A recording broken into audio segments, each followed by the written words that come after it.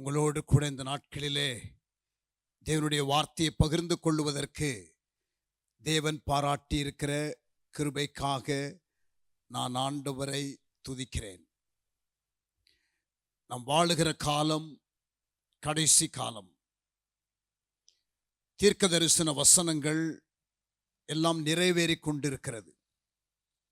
இயேசுவினுடைய முதலாம் வருகைக்கு முன்னதாக சொல்லப்பட்ட எல்லா தீர்க்க தரிசன வார்த்தைகளும் இயேசுனுடைய அந்த முதலாம் வருகையில் துல்லியமாக நிறைவேறியது. அதே போல இயேசுனுடைய இரண்டாம் வருகையை குறித்து வேதத்தில் ஏராளமான தீர்க்க தரிசன வார்த்தைகள் உண்டு. அதை நாம் ஆராய்ந்து பார்த்தால் நாம் வாழுகிற காலம் கடைசி காலம். கிட்டத்தட்ட ஒரு 90-95% தீர்க்க தரிசன வார்த்தைகள் நிறைவேறிவிட்டது. இஸ்ரவேல் தேசம் அத்திமரத்திற்கு ஒப்பிடப்பட்டிருக்கிறது. அத்திமரம் துளிர் விடும் பொழுது காலம் சமீபமாயிற்று என்று அறிந்து கொள்வீர்கள் என்று ஆண்டவர் இயேசு சொன்னார். அத்திமரம் துளிர்விட்டது எப்பொழுது என்று நீங்கள் கேட்டால் 1948ஆம் ஆண்டு இஸ்ரவேல் தேசம் சுதந்திரம் அடைந்தது. எடுத்து வாசிக்கலாம். லூக்கா 21ஆம் அதிகாரம் 29ஆம் வசனம். ஏற்கனவே நான் கடந்த 2 நாட்களிலே உங்களோடு கூட பேசும் பொழுது சொன்னேன். மத்தேயு 24ஆம் அதிகாரம், லூக்கா 21ஆம் அதிகாரம், மார்க் 13ஆம் அதிகாரம் ஆகிய இந்த 3 அதிகாரங்களிலே இயேசு அவருடைய வருகையை குறித்தும் உலகத்தின் முடிவை குறித்தும் சொன்ன தீர்க்க தரிசன வசனங்கள் இருக்கிறது என்று நான் சொன்னேன். மத்தேயு 24 மையப்படுத்தி உங்களோடு கூட பல காரியங்களை பேசி வந்தேன். இப்பொழுது லூக்கா 21க்கு வாருங்கள். வசனம் 29.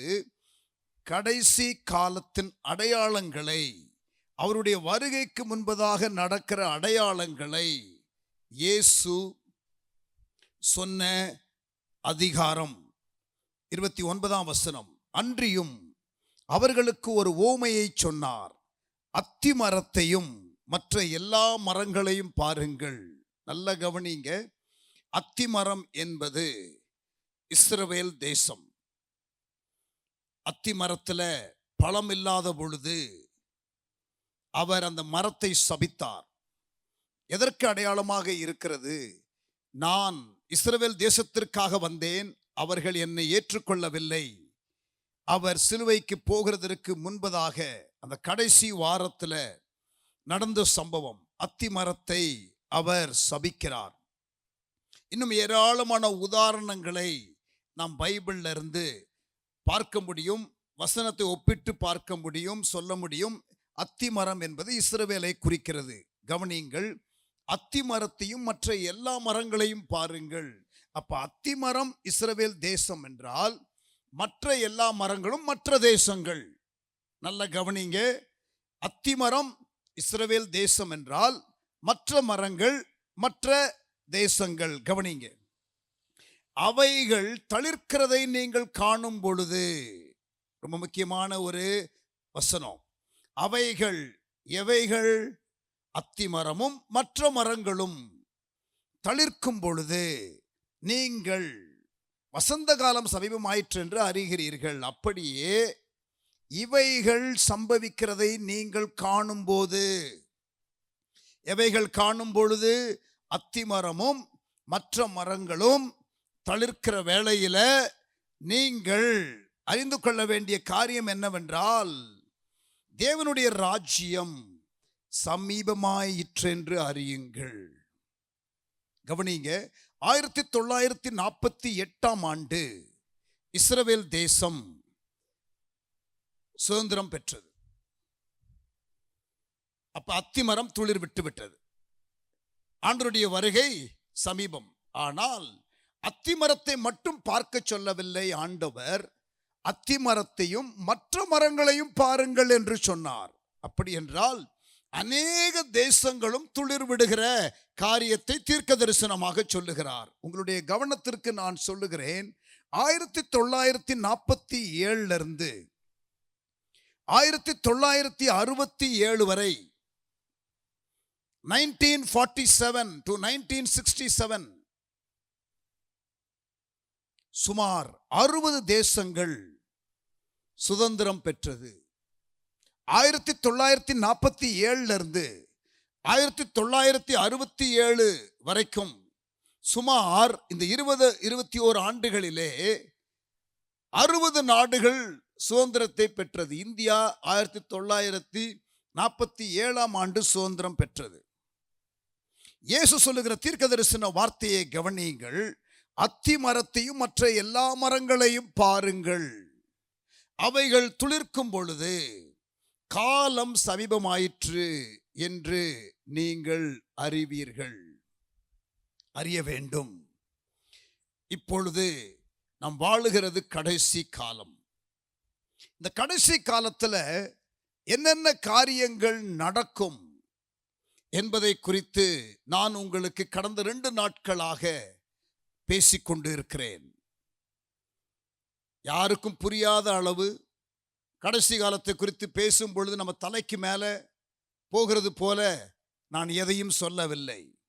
சிறு குழந்தைகள் கூட புரிந்து கொள்ளக்கூடிய காரியத்தை நேரடியாக பைபிள்ல இருந்து, இயேசுவின் வார்த்தைகள்ல இருந்து நான் உங்களுக்கு சொல்லிக்கொண்டு வருகிறேன்.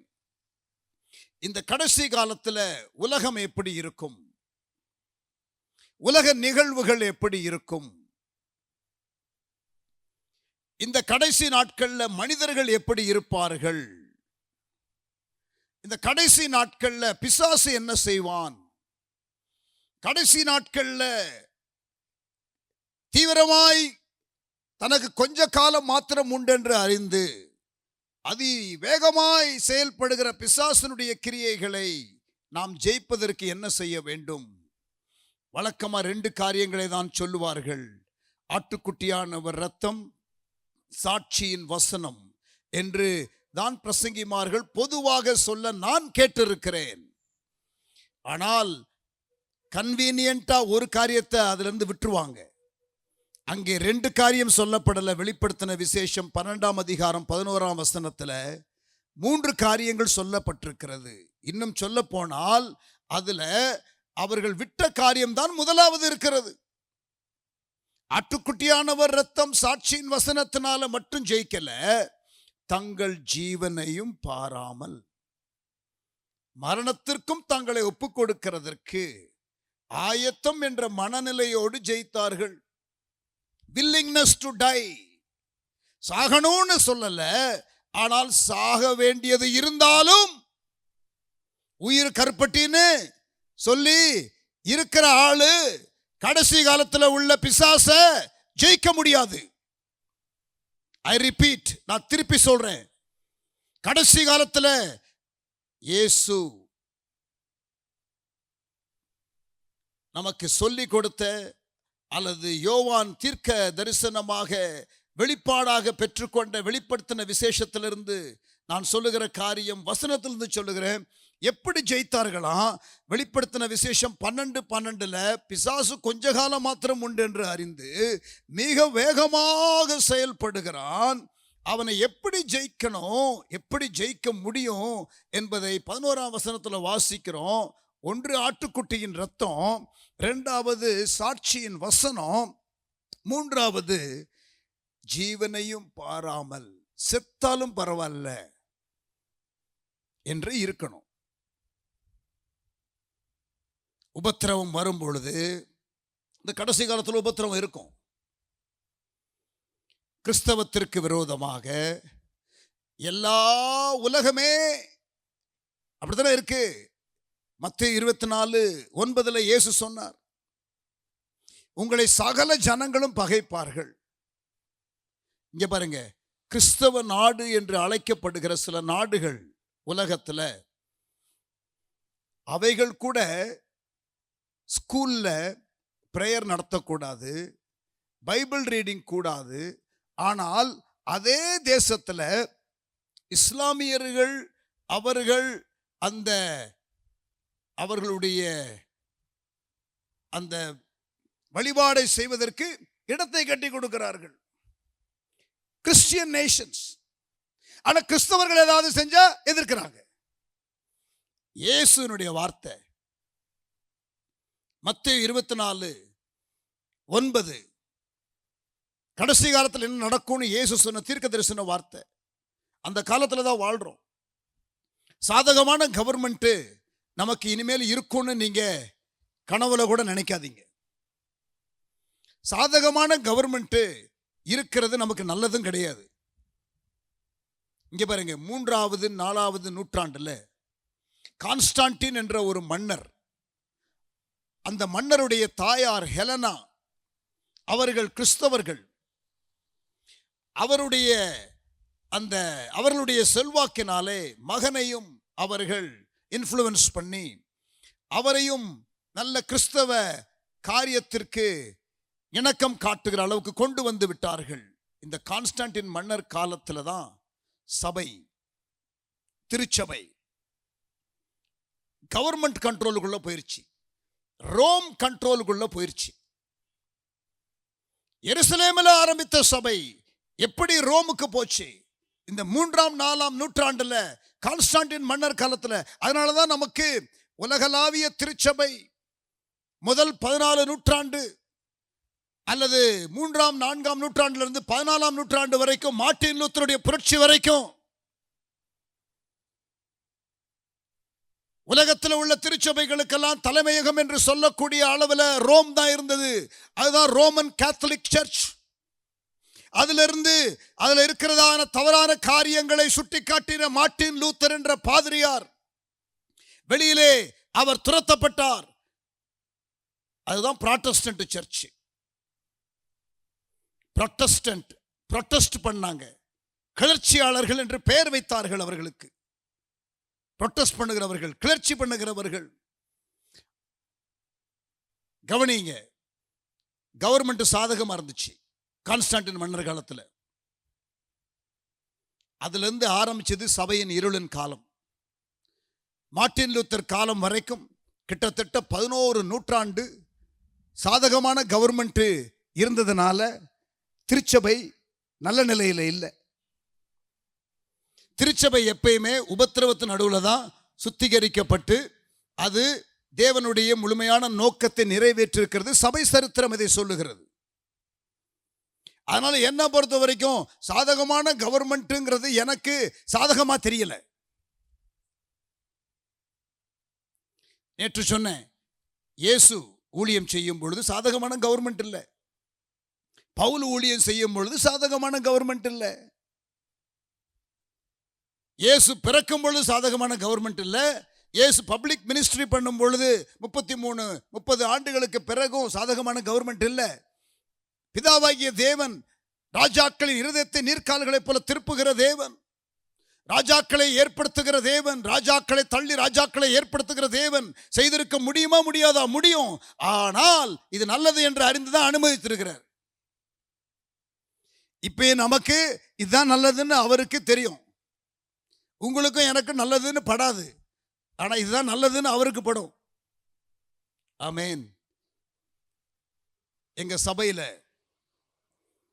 2019 தேர்தல் அப்ப சபை விசுவாசிகளை பார்த்து நான் கேட்டேன், எந்த ஆட்சி வரணும், எந்த ஆட்சி வரணும்? வழக்கம் போல உங்களை போலவே அமைதியா இருந்தாங்க. அப்ப கேட்டேன், நமக்கு ஒரு சாதகமான கவர்மெண்ட் இருந்தா நல்லது தானே, என்ன நினைக்கிறீங்க? ஆமா, இப்ப நமக்கு இருக்கிற கவர்மெண்ட் நமக்கு இல்லாம நமக்கு வேற ஒரு கவர்மெண்ட் வந்தா நல்லது தானே அப்படின்னு கேட்டேன். ஆமா, எதுக்குன்னு கேட்டேன். அப்படியே திருன்னு முழிச்சாங்க. இந்த கவர்மெண்ட் இல்லாம நமக்கு இன்னொரு கவர்மெண்ட் இருந்துச்சுன்னா நம்ம ஊழியத்தை நல்லா செய்யலாம்ல அப்படின்னு கேட்டேன். ஆமா ஆமான்னாங்க.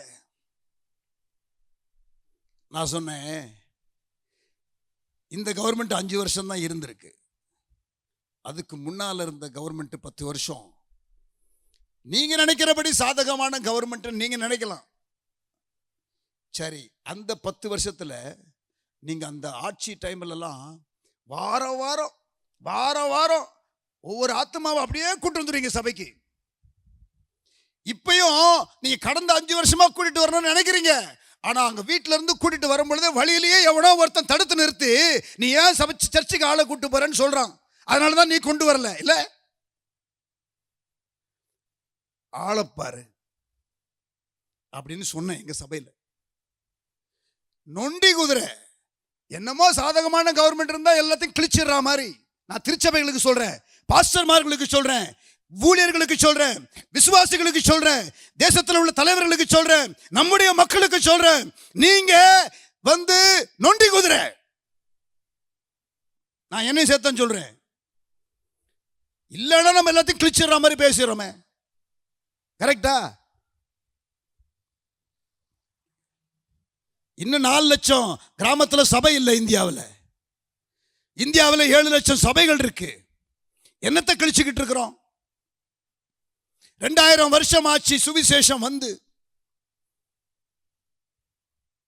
இந்த தூத்துக்குடி பெல்ட்ல, இப்ப நான் இருக்கிறது தூத்துக்குடி தானே,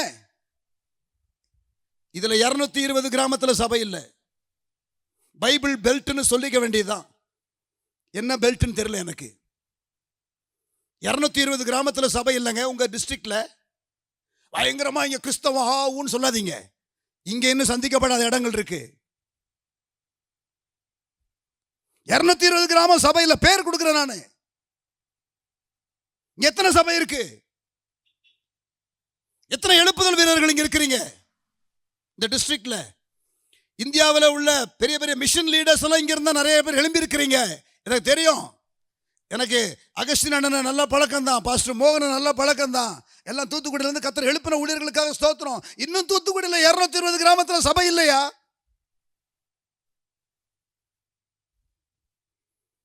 என்ன சொல்றீங்க? சபை சாதகமான கவர்மெண்ட் இல்லைன்னா, சாதகமான கவர்மெண்ட் இருந்துச்சுன்னா செஞ்சிருவோங்கிறது வந்து மாயை. அது ஒரு பிரமை, அது உண்மை இல்லை. இப்ப இயேசு ஆண் பிள்ளைகளெல்லாம் கொல்லுகிற ஒரு ராஜா இருக்கும் பொழுது தானே பிறந்தாரு. அவரை சிலுவையில போய் அடிக்கிற கவர்மெண்ட் தானே. ஆனா கடைசியா யோவான் 17ஆம் அதிகாரம் 4ஆம் வசனத்துல, பிதாவே நீர் எனக்கு கொடுத்ததை செய்து முடித்தேன்னு சொன்னாரா இல்லையா? அப்ப சாதகம் இல்லாத கவர்மெண்ட் இருக்கும் போது பிதா கொடுத்தது எல்லாத்தையும் செய்ய முடியுமா முடியாதா? முடியுமா முடியாதா? தலையாட்டுங்க, இல்லைன்னா ஆமேன்னு சொல்லுங்க.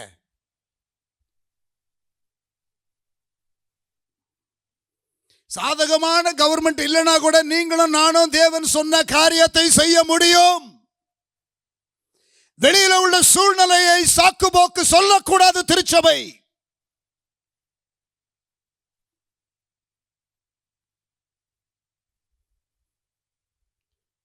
பவுல் ஊழியம் செய்யும் பொழுது சாதகமான கவர்மெண்ட் இருந்துச்சா? இல்ல. அவர் இருந்த எல்லா பிராந்தியத்திலையும் சுவிசேஷம் சொன்னாரா? சொன்னாரு. எடுத்து வாசிங்க அப்போஸ்தலர் 19ஆம் அதிகாரம். அப்போஸ்தலர் 19ஆம் அதிகாரம் 10ஆம் வசனம். 2 வருஷ காலம் இப்படி நடந்ததினால், எப்படி நடந்ததினால், திறனு என்னும் ஒருவனுடைய வித்தியாசாலையிலே பவுல் போதித்து வந்தார். அந்த 2 வருஷ காலத்தில் ஆசியாவிலே குடியிருந்த யூதரும் கிரேக்கருமாகிய எல்லாரும் சொல்லுங்க பார்க்கலாம், எல்லாரும். ஆசியாவில் குடியிருந்த யூதரும் கிரேக்கரும் ஆகிய எல்லாரும் கர்த்தராகிய இயேசுவின் வசனத்தை கேட்டார்கள். எல்லா இடங்களிலும், ஒரு கண்டத்துல, முழு கான்டினென்ட்ல, ஆசியா கண்டத்துல, அதுக்கு மட்டும் இல்ல, இங்க பாருங்க, பவுல் மகதோனியாவுக்கு போகும்படி அப்போஸ்தலர் 16ஆம் அதிகாரத்தில் ஆவியானவரால் நடத்தப்படுகிறார். அது ஐரோப்பா. அங்கே கன்வெர்ட் ஆகிற முதல் ஸ்திரீ லீதியாள். ஐரோப்பாவில் முதல் ரட்சிக்கப்பட்ட ஒரு பெண்ணு லீதியாள். அங்கே ஆவியானவரால் நடத்தப்பட்ட ஐரோப்பாவுக்குள்ளும் சுவிசேஷத்தை எடுத்து சென்ற பவுல். பாருங்க, ஆசியாவிலே குடியிருந்த யூதரும் கிரேக்கரும் ஆகிய எல்லாரும் கர்த்தராகிய இயேசுவின் வசனத்தை கேட்டார்கள். பவுலின் கைகளாலே தேவன் விசேஷித்த அற்புதங்களை செய்தருளினார். அப்ப சாதகமில்லாத கவர்மெண்ட் இருக்கும் பொழுது ஒரு முழு பிராந்தியத்தில் சுவிசேஷத்தை அறிவிக்கிறார்.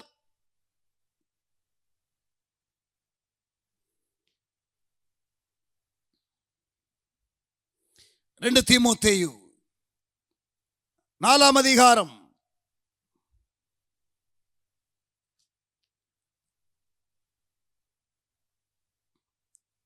7-8 வசனங்கள். அவர் என்ன சொல்றாரு பாருங்க. நல்ல போராட்டத்தை போராடினேன். போராட்டம் தான் வாழ்க்கை. ஊழிய பாதை போராட்டம் தான். ஊழிய பாதை சாதகமா சௌகரியமா இருக்காது. நீதியாய் நடக்கிறவர்கள் துன்பப்படுத்தப்படுவார்கள் பைபிள்ல போட்டிருக்கு. அப்ப நீங்க ஊழியமே செய்யும் பொழுது உபத்திரவம் வரலன்னா அது எனக்கு தெரியல. நீதியா ஒரு மனுஷன் நடக்கிறானாலே உபத்திரவம் வரும்னு பைபிள்ல போட்டிருக்கு. அப்ப ஊழியமே சொகுசா போகுதுன்னா என்ன அர்த்தம்? சம்திங் ராங்னு அர்த்தம். என்னுடைய வேதத்தின்படி, என்னுடைய அறிவின்படி, நான் உங்களுக்கு முதல் நாளே சொல்லிட்டேன், பிரசங்கியார் என்ன பேசினாலும் அதை நீங்க அப்படியே ஆமான்னு சொல்லிட்டு போக வேண்டிய அவசியம் இல்லை. பைபிள்ல இருக்கான்னு பார்க்கணும். நான் சொல்ற காரியம் பைபிள்ல இருக்கான்னு நீங்க பார்க்கணும். இருக்குதுன்னா நான் சொல்றதை நீங்க நம்பணும்.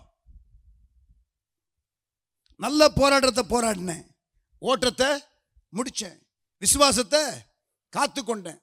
அப்ப சாதகமில்லாத கவர்மெண்ட் இருக்கிற காலத்துல பவுல் ஊழியம் செஞ்சாரு. அவரு நல்ல போராட்டத்தை போராடின, ஓட்டத்தை முடிச்சேன்னு சொல்றாரு. அப்ப சாதகமில்லாத கவர்மெண்ட்டுக்கும் நம்ம ஊழியத்தை செய்யாமல் இருக்கிறதற்கும் எந்த விதமான சம்பந்தம் இல்லை.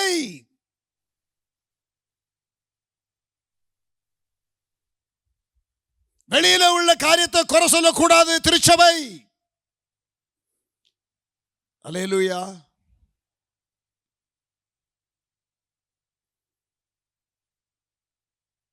தூத்துக்குடி மாவட்டத்தின் மூலம் கர்த்தர் நடப்பித்த கிரியைகளுக்காக ஸ்தோத்திரம். ஆனால் தூத்துக்குடியில் இன்னும் செய்யப்பட வேண்டிய வேலைகள் இன்னும் இருக்கிறது என்பதை நான் நினைப்பூட்ட விரும்புகிறேன்.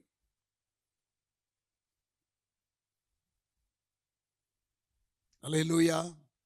நான் பேசும்பொழுது சிலருக்கு கோபம் வரும். இப்படிதான் நான் பேசுறது. கோபம் வந்துச்சுன்னா நல்லதுன்னு சொல்லுவேன். ஏன்னா உங்களுக்கு இன்னும் சொர்ணம் இருக்கு. அல்லேலூயா. நான் இப்படி பேசியும் ஒன்றும் இல்லைன்னு வச்சுக்கலேன், உங்களுக்கு உயிரே இல்லை. செத்த பணத்துக்கு தான் சொர்ணையே இருக்காது. அல்லேலூயா சொல்லுங்க. எனக்கு குத்துது பாஸ்டர், நல்லது. இப்ப நாங்க என்ன உங்களுக்கு சொகுசா இருக்கணுங்கிறதுக்காக பேசுறோம்? கரெக்டான சத்தியத்தை தான் பேச வந்திருக்கிறோம். அது குத்துச்சுன்னா நாங்க ஒன்றும் பண்ண முடியாது. சந்தோஷப்படுங்க. அல்லேலூயா சொல்லுங்க. நான் 39 வருஷமா பிரசங்கம் பண்றேன். பைபிள்ல பிரசங்கம் பண்ணும்பொழுது என்ன நடக்கணுங்கிறத நான் கொஞ்சம் பார்த்தேன். ரட்சிக்கப்படாதவங்க கிட்ட நீங்க பேசுனீங்கன்னா, சுவிசேஷத்தை பேசுனீங்கன்னா அவங்க இருதயம் திறக்கப்படணும். பவுல் பிரசங்கம் பண்ணாரு. மகதோனியாவில், பிலிப்பி பட்டணத்தில் லீதியாளுக்கு உள்ளம் திறக்கப்பட்டுச்சு. சுவிசேஷ செய்தியை நாங்க பேசினா உள்ளம் திறக்கப்படணும். கரெக்ஷன், அதாவது பேச வேண்டிய செய்தியை பேசும் பொழுது அவர்கள் கேட்கிறவர்கள் அந்த காரியத்தில் சரியில்லாமல் இருந்தால் இங்கே பேசப்படுகிற சத்தியம் அவர்கள் இருதயத்தை குத்த வேண்டும். அப்போஸ்தலர் 2ஆம் அதிகாரத்தில் பேதுரு பிரசங்கம் பண்றாரு. 11 பேரோடு கூட நின்று அங்கே 3000 பேர் ரட்சிக்கப்படுறாங்க. அதற்கு முன்னதாக நீங்க பார்த்தீங்கன்னா அவர்கள் இருதயத்தில் குத்தப்பட்டு, ரட்சிக்கப்பட நாங்க என்ன செய்யணும் என்று கேட்டாங்க. அப்ப சரிபட வேண்டிய காரியத்தை சுட்டி காட்டி சரிபடணும்னு பிரசங்கம் பண்ணா இருதயம் குத்தப்படணும். ரட்சிக்கப்படாத ஆளா இருந்தா இருதயம் திறக்கப்படணும். 3வது, ஆண்டவருடைய சத்தியத்துல இதுவரை அறியாத ரகசியத்தை, வெளிப்பாடுகளை, ஆண்டவரை குறித்து மென்மையான வெளிப்பாடுகளை எடுத்து சொல்லும் பொழுது இருதயம் கொழுந்து விட்டு எரியணும். எம்மாவூருக்கு போகிற சீஷர்களுக்கு இயேசு பைபிள் ஸ்டடி கொடுக்கிறார். பழைய ஏற்பாட்டில் அவரை குறித்து சொல்லப்பட்ட இடங்களை ஒரு ஓவர்வியூ ஆஃப் ஓல்ட் டெஸ்டமெண்ட், பழைய ஏற்பாட்டின் கண்ணோட்டம், இயேசுவை மையமாக வைத்து இயேசுவே பைபிள் ஸ்டடி எடுக்கிறாரு. அவரை பற்றியே அவர் பைபிள் ஸ்டடி எடுக்கிறாரு. ஆனா அவர் தான் எடுக்கிறாருன்னு உங்களுக்கு தெரியல. ஆனா ஒண்ணு மட்டும் அந்த இடத்துல நீங்க நல்லா படிச்சு பார்த்தீங்கன்னா, லூக்கா 24 அவர்கள் கண்கள் திறக்கப்பட்டது, அவர்கள் மனது திறக்கப்பட்டது, அவர்கள் இருதயம் கொழுந்து விட்டு எரிந்தது. சத்தியம் பேசும் பொழுது, வசனம் பேசும் பொழுது இருதயம் கொழுந்து விட்டு எரியணும். அல்லேலூயா சொல்லுங்களேன். ஒன்னு இருதயம் குத்தப்படணும், இல்லைன்னா இருதயம் திறக்கணும், இல்லைன்னா இருதயம் கொழுந்து விட்டு எரியணும். ஏதாவது 3 நடக்கணும். இது 3 நடக்கலன்னா ஒரு பிரசங்கியார் பிரசங்கமே ஒழுங்கா பண்ணலன்னு அர்த்தம். ஏதாவது ஒண்ணு நடக்கணும். அல்லேலூயா சொல்லுங்க. அல்லேலூயா.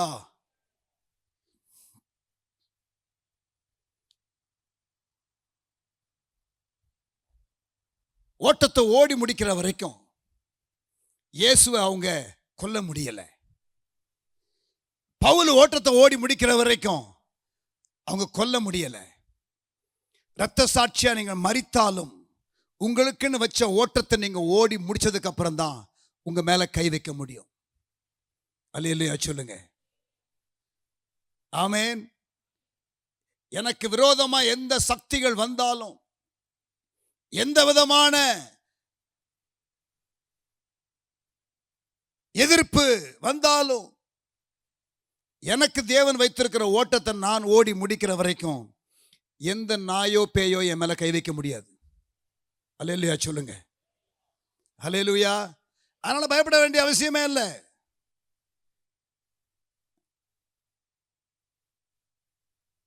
ஆமென். கடைசி காலத்தில் உபத்திரவம் இருக்கும் என்று இயேசு சொன்னார். மத்தேயு 24:9 வாசிக்கிற மறுபடியும் எடுத்துக்கொள்ளுங்கள். மத்தேயு 24:9. உம்முடைய வருகைக்கும் உலகத்தின் முடிவிற்கும் அடையாளம் என்ன என்று சீஷர்கள் கேட்ட பொழுது இயேசு அவர்களுக்கு சொன்ன வாக்கியத்திலே ஒரு பகுதிதான். அப்பொழுது மத்தேயு 24:9, உங்களை உபத்திரவங்களுக்கு ஒப்பு கொடுத்து உங்களை கொலை செய்வார்கள், என் நாமத்து நிமித்தம் நீங்கள் சகல ஜனங்களாலும் பகைக்கப்படுவீர்கள். அப்பொழுது அநேகர் இடல் அடைந்து ஒருவரை ஒருவர் காட்டி கொடுத்து சுயநலமாக, ஒருவரை ஒருவர் பகைப்பார்கள் சுயநலமாக. அநேக கள்ள தீர்க்கதரிசிகளும் எழும்பி அநேகரை வஞ்சிப்பார்கள். அக்கிரமம் மிகுதியாவதனாலே அநேகருடைய அன்பு தணிந்து போகும். கடைசி காலத்தில் அன்பு இருக்காது, சுயநலம் தாண்டவம் ஆடும். அவரவர்கள் தங்களுடைய பாதுகாப்புக்காக பல காரியங்களை செய்வார்கள். முடிவு பரியந்தம் நிலை நிற்பவனே ரட்சிக்கப்படுவான். ராஜ்யத்தினுடைய இந்த சுவிசேஷம் சகல ஜாதிகளுக்கும் அறிவிக்கப்படும். அப்பொழுது முடிவு வரும். இந்த ராஜ்யத்தினுடைய இந்த சுவிசேஷம் சகல ஜாதிகளுக்கும் அறிவிக்கப்படும். அப்பொழுது முடிவு வரும். இதுதான் உலகளாவிய ஒரு எழுப்புதல். இதை குறித்து நாளைய தினத்தில் உங்களோடு கூட பேசி இந்த 4வது நாள் கூட்டத்தை முடிவிற்கு கொண்டு வர போகிறோம். நாளைக்கு பேச போகிறது மிஷன்ஸ், நாளைக்கு பேச போகிறது மிஷனரி ஊழியம். இந்தியாவிலே செய்யப்பட வேண்டிய மிஷனரி ஊழியம். இந்த தூத்துக்குடி மாவட்டத்திலிருந்து ஏற்கனவே பல மிஷனரி சங்க தலைவர்களை கர்த்தர் எழுப்பி இருக்கிறார். ஸ்தோத்திரம். ஆனால் இன்னமும் இருக்கிறது, இன்னும் நிலுவையிலே ஏராளமான பணி இருக்கிறது. இந்த தேசத்துல இன்னமும் இந்த மாவட்டத்திலிருந்து கர்த்தர் எழுப்ப விரும்புகிறாரா? வாலிப தம்பி தங்கச்சிகளை கர்த்தர் இன்னமும் மிஷனரிகளாக எழுப்ப விரும்புகிறாரா? நாளைய தினத்துல மாலை கர்த்தருக்கு சித்தமானால் மிஷனரி அறைகூவல், வட இந்தியாவிற்கு நான் மிஷனரியா போறேன் அப்படின்னு கர்த்தர் உங்களை ஏவினால் விட்டு கொடுங்கள் என்று பேச போகிறேன். இந்தியாவிலே செய்யப்பட வேண்டிய காரியம் என்ன என்பதை உங்களுக்கு சொல்ல போகிறேன். இந்தியாவிலே நாம் இந்த கடைசி நாட்கள்ல செய்ய வேண்டிய நிலுவையிலே உள்ள இறைப்பணி என்ன அளவு இருக்கிறது, அதை எப்படி செய்து முடிக்க முடியும், அதற்கு நீங்கள் என்ன செய்யலாம் என்பதை குறித்து நான் நாளைய தினத்தில் பேசுவேன். உலகளாவிய எழுப்புதல், இதை குறித்து நிறைய பேர் பேசுறாங்க. உலகளாவிய எழுப்புதல், ஒரு எழுப்புதல் வரப்போகிறது, ஒரு எழுப்புதல் வரப்போகிறது. எல்லாருக்குமே இதுல ஒரு சந்தேகம் இல்லை. ஒரு வரப்போகிற எழுப்புதலுக்காக ஜெபிக்கிறோம், வரப்போகிற எழுப்புதலுக்காக நிறைய பேசுகிறோம். உண்மை, ஒரு எழுப்புதல் வரப்போகிறது. ஆனால் நேற்றைய முன்தினத்தில் நான் சொன்னது போல இந்த எழுப்புதல் வரும் பொழுது உபத்திரவமும் இருக்கும், ஒரு பஞ்சமும் இருக்கும். ஆமேன். ஒரு உலகளாவிய பஞ்சம் ஒன்று வரப்போகிறது, ஒரு மாபெரும் பொருளாதார சரிவு ஒன்று வரப்போகிறது, ஒரு மாபெரும் உபத்திரவம் ஒன்று வரப்போகிறது. அதே நேரத்தில் ஒரு மாபெரும் எழுப்புதலும் வரப்போகிறது. எலியாவின் நாட்கள்ல எழுப்புதல் இருந்தது, பஞ்சம் இருந்தது, உபத்திரவம் இருந்தது. ஆதி திருச்சபையில் அப்போஸ்தலர் நடபடிகள் புஸ்தகத்தில் எழுப்புதல் இருந்தது, பஞ்சம் இருந்தது, உபத்திரவம் இருந்தது. அதுபோலதான் கடைசி நாட்களில் இருக்கும் என்று மத்தேயு 24 என் இயேசு சொல்லுகிறார். ஆகவே உலகளாவிய எழுப்புதலுக்கு மட்டும் ஆயத்தம் ஆகிறது போதாது, உலகளாவிய பஞ்சத்திற்கும் திருச்சபை ஆயத்தமாய் இருக்கிறதா, உலகளாவிய உபத்திரவத்திற்கும் சபை ஆயத்தமாக இருக்கிறதா என்ற கேள்வியை நான் எழுப்புகிறேன். ஏன் உலகளாவிய எழுப்புதலுக்கு பேசுகிற பேச்சை அதிகப்படுத்தி உலகளாவிய உபத்திரவத்தையோ உலகளாவிய பஞ்சத்தையோ குறித்து போதுமான அளவு சபை இன்னும் பேசவில்லை என்பது என்னுடைய கருத்து. இயேசு சொல்லி இருக்கிறாரே, வாங்க மத்தேயு 24 7 பஞ்சங்களும் கொள்ளை நோய்களும் பூமி எதிர்ச்சிகளும் பல இடங்களில் உண்டாகும்.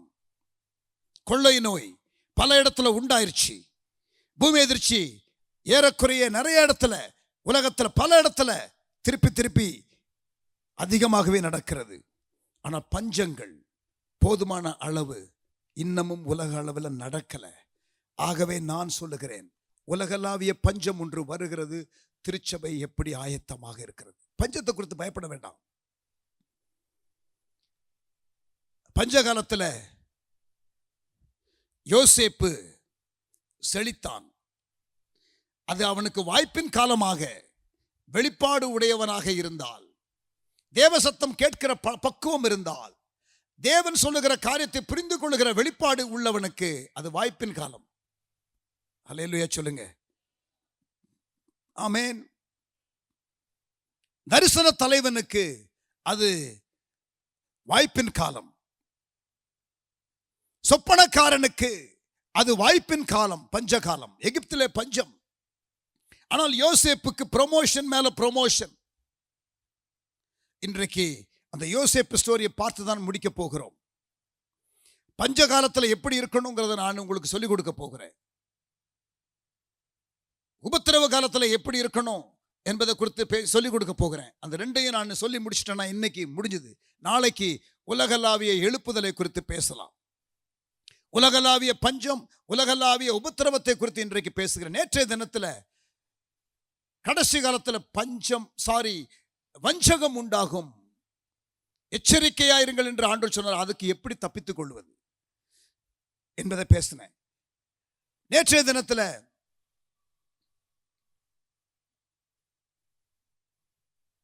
இயற்கை சீற்றங்கள் உலகமெங்கிலும் நிறைய உண்டாகும், கற்ப வேதனைகளுக்கு ஆரம்பம் இவைகள் என்று 8 வசனத்திலிருந்து சொல்லி அப்படி என்றால் இன்னமும் இப்படிப்பட்டதான காரியங்கள் அதிகரிக்கும். கொள்ளை நோய், பூமி அதிர்ச்சி, இந்த மாதிரி காரியங்கள் எல்லாம் அதிகரிக்கும். அதற்கு என்ன செய்யணும் என்று சொல்லி உங்களுக்கு லூக்கா 21:35-36 நீங்கள் இடைவிடாமல் ஜெபிக்கணும். எசேக்கியேல் 9:4 நாங்கள் உங்களுக்கு மேற்கோள் காட்டினேன். பெருமூச்சு விட்டு அழுகிறவர்கள் நெற்றியில அடையாளத்தை போடு, அவர்கள் மட்டும் தப்பட்டும். அப்ப இடைவிடாமல் ஜெபிக்கிறவர்கள் உலகளாவிய ஒரு பேரழிவுகள், இயற்கை சீற்றங்கள் ஒரு கண்ணியை போல அது வரும். அதற்கு தப்பித்துக்கொள்ள என்ன செய்யணும்? உலகளாவிய ஒரு வஞ்சகம், உண்மை போன்று இருக்கும் ஆனா உண்மை இல்லை, ஏமாற்று உபதேசம், உண்மை போல இருக்கும் ஆனா உண்மை இல்லை, வஞ்சகம் வஞ்சகம் வஞ்சகம். தப்பித்துக்கொள்ள என்ன செய்யணும்? 2 தெசலோனிக்கேயர் 2:10 சத்தியத்தின் மேல் உள்ள அன்பு இருந்தா நம்ம என்ன பண்ணலாம்? வஞ்சகத்திற்கு தப்பித்துக் கொள்ளலாம் என்று சொன்னேன்.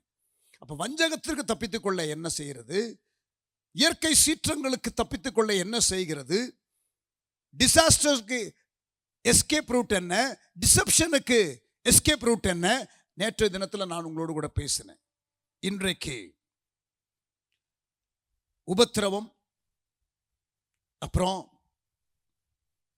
பஞ்சம் ஆகிய காரியங்களுக்கு, குளோபல் பெர்சிக்யூஷன், குளோபல் ஃபேமின், உலகளாவிய பஞ்சம், உலகளாவிய உபத்திரவம், இதில் நம்ம என்ன செய்யணும், இப்படிப்பட்ட நேரத்தில் எப்படி இருக்கணும் என்ற காரியத்தை நான் உங்களுக்கு வேகமாக சொல்லுகிறேன். உபத்திரவத்தை குறித்து ஆரம்பித்தபடியினால அந்த உபத்திரவத்தை குறித்து நான் பேசி விடுகிறேன். மத்தேயு 5:10-12 இயேசுவினுடைய மலை பிரசங்கம். இயேசுவினுடைய மலை பிரசங்கம் மத்தேயு 5 அதுல வசனம் 10-12, நீதி நிமித்தம் துன்பப்படுகிறவர்கள் பாக்கியவான்கள். அப்ப நீங்க நீதி நிமித்தம் துன்பப்படுத்தப்படுவீங்க. நீங்க துன்பப்படுத்தப்பட்டா பாக்கியவான்கள் என்று கருதுங்க. You are privileged, you are blessed. நீங்கள் பாக்கியவான்கள். நீதி நிமித்தம் துன்பப்படுத்தப்படுகிறவர்கள் பாக்கியவான்கள். பரலோக ராஜ்யம் அவர்களுடையது. அடுத்து 11ஆம் வசனம், என் நிமித்தம் இயேசு சொல்றார். அப்ப நீதி நிமித்தம் துன்பப்படுத்தப்படுவோம். 2வது, ஆண்டவர் இயேசுவின் நிமித்தம் நாம் துன்பப்படுத்தப்படுவோம். இந்த 2 துன்பம் தான் உங்களுக்கும் எனக்கும் அதிகம் வரும் இந்த கடைசி காலத்தில். நீதி நிமித்தம் வரும், பிறகு உங்களுக்கு இயேசுவின் நிமித்தம் வரும்.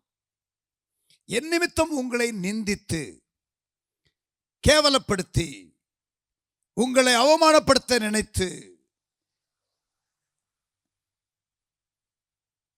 துன்பப்படுத்தி பலவிதமான தீமையான மொழிகளை